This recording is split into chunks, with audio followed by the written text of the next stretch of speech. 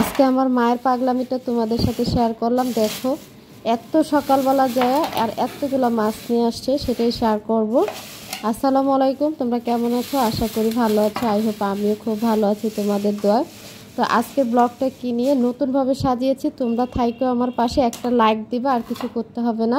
একটা লাইক দিয়ে আমার ভিডিওটা ফুল দেখতে হবে না, অর্ধেক করে তোমরা দেখো, তাহলে হয়তো বা আমি খুশি হব। যারা আমার পাশে আছো, ভালোবাসো।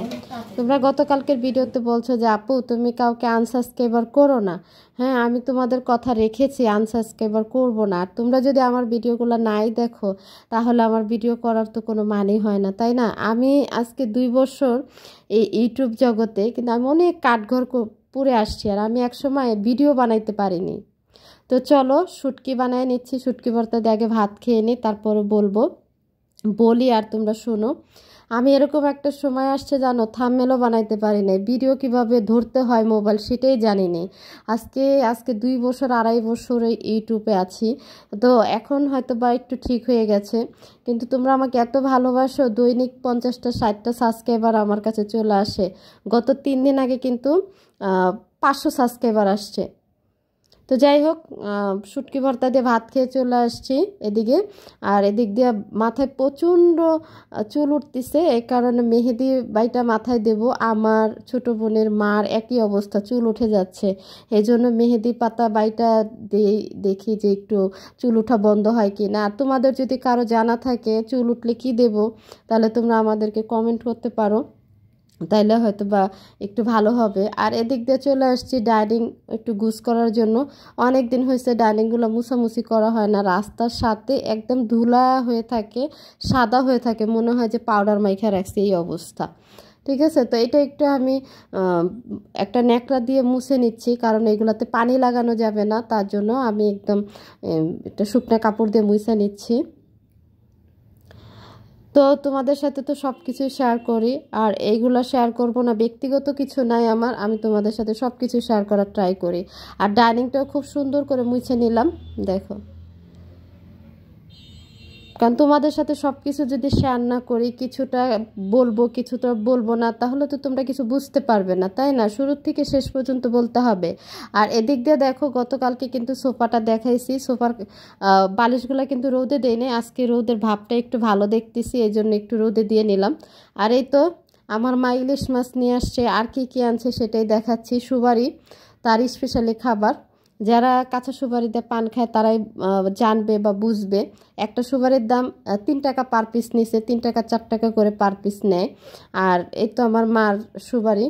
আর এদিক দিয়ে যে দেখো 100 টাকার পান নিয়ে আসছে। এইটাই ছিল আজকের বাজার, আর কোনো বাজার ছিল না। মা গেছিল বেসিক্যালি পান আনার জন্য, পান সুপারি আনার জন্য, তখন নিয়ে আসছে মা ইলিশ মাছ। হ্যাঁ, বলতেছে যে হস্তা পাইছি, এই জন্য বুঝতে পেরে নিয়ে আসছি। আর এদিকে আমাদের মিনি বাচ্চা ভাবছে যে ওদের খাবার আসছে, ও পান খায়, দেখো, খুবই দুষ্টু, খুবই দুষ্টু। তো যাই হোক, এদিক দিয়ে গুছায় আসলাম, ডাইনিং রুম থেকে গুছায় চলে আসছে আমার বেডরুমে, কারণ আমি ঘুম থেকে উঠে আর ঘরটা গুছাইতে পারিনি।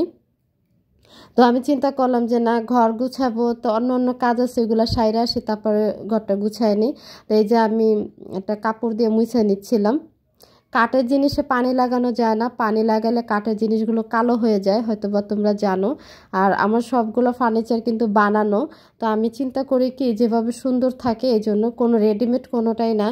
রেডিমেডগুলো কাঠ ভালো থাকে না, এগুলো পিওর সেগুন।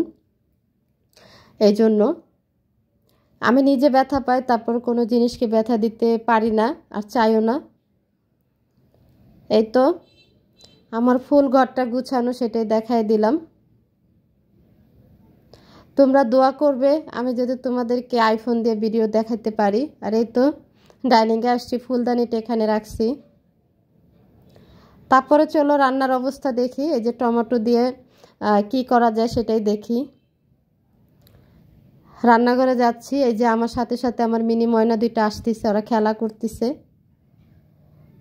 আর ওদিক দিয়ে তো টমেটো দিয়ে আসছি, মাকে বললাম যে মা কি করব টমেটো, মা বলতেছে টমেটো ভর্তা বানাও আর কচু দিয়ে ইলিশ মাছ দিয়ে রান্না করো। আমার মা খুব সুন্দর করে বৈশা বৈশা কচু কাইটা দিতেছে। ইলিশ মাছ দিয়ে কিন্তু কচু অনেক মজা, দেখো। আর এই যে যেগুলা যে সাদা সাদা দেখতেছো এগুলো কিন্তু একদম গইলা যাবে, একদম পাতলা করে কাটতেছে মা।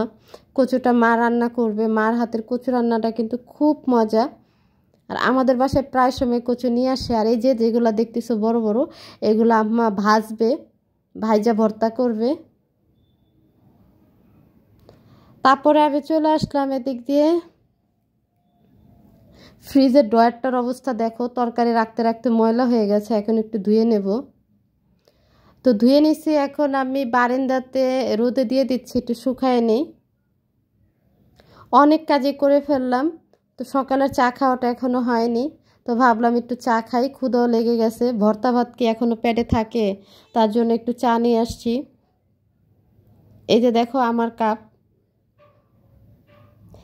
আর আমি চা খাইতে খুবই পছন্দ করি। তো বাই বাই, টাটা। চা খাইতে খাইতে শেষ দিলাম। ভালো থাকবা, সুস্থ থাকবা।